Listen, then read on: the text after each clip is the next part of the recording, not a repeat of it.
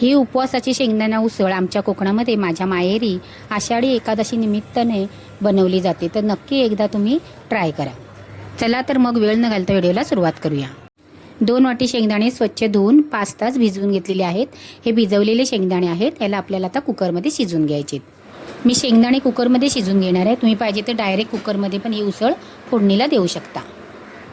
शेंगदाणे कुकरमध्ये काढून घ्यायचे, 2 वाट्या पाणी घालायचं, अर्धा चमचा मीठ घालायचं, कुकरचं झाकण लावायचं आणि कुकरच्या 5 शिट्ट्या करून घ्यायच्या। कुकरची शिट्टी होते तोपर्यंत आपण मसाला तयार करणार आहोत। थोडीशी कोथिंबीर घेतलेली आहे देठासकट, एक छोटावाला नारळ आहे तो किसून घेतलेला आहे, म्हणजे किसल्याच्या नंतर 2 वाट्या खोबरं झालेलं आहे, एक 2 इंच आलं, 1 चमचा धणे, अर्धा चमचा जिरं आणि 5 ते 6 हिरव्या मिरच्या, जसं तुम्हाला तिखट पाहिजे असेल ना त्याप्रमाणे। तुम्ही जर धणे खात नसलात ना तर धणे नाही घातले तरी चालेल।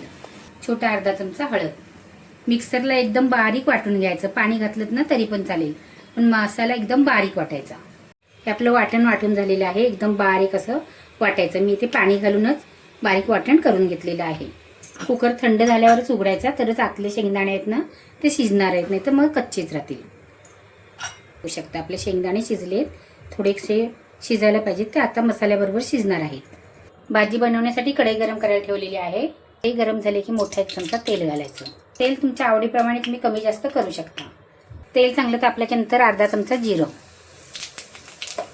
जिरं चांगलं फुललं की त्याच्यामध्ये 7 ते 8 कढीपत्त्याची पाने, हे वाटलेलं वाटण, मसाला परतून घ्यायचा।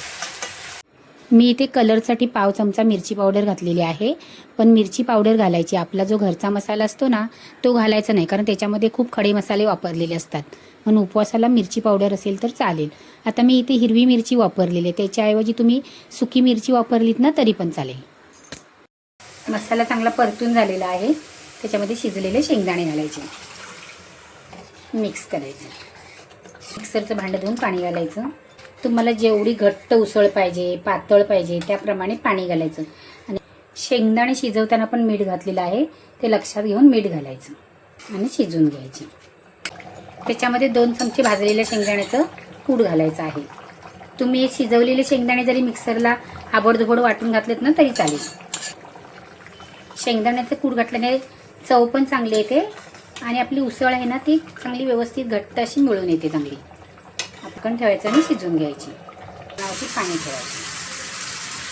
उपवासाला उसळ खायची म्हणजे एकदम सुकी नाही पाहिजे, थोडी रसरशीतच पाहिजे, कारण ही थंड झाली ना की अजून घट्ट होणार आहे। रसरशीत असली ना किती खाल्ल्यासारखी वाटते।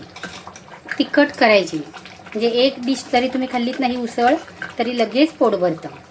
आपली उसळ तयार झाली, गॅस बंद करायचा। ही उपवासाची उसळ आहे, म्हणून काय फक्त उपवासालाच खाल्ली पाहिजे असे नाही, पण तुम्ही दुसरे कोणता भात बनवलात ना त्याच्याबरोबर पण खूप छान लागते, आणि उपवासाच्या दिवशी वरीच्या तांदळाबरोबर खायची। थँक्यू।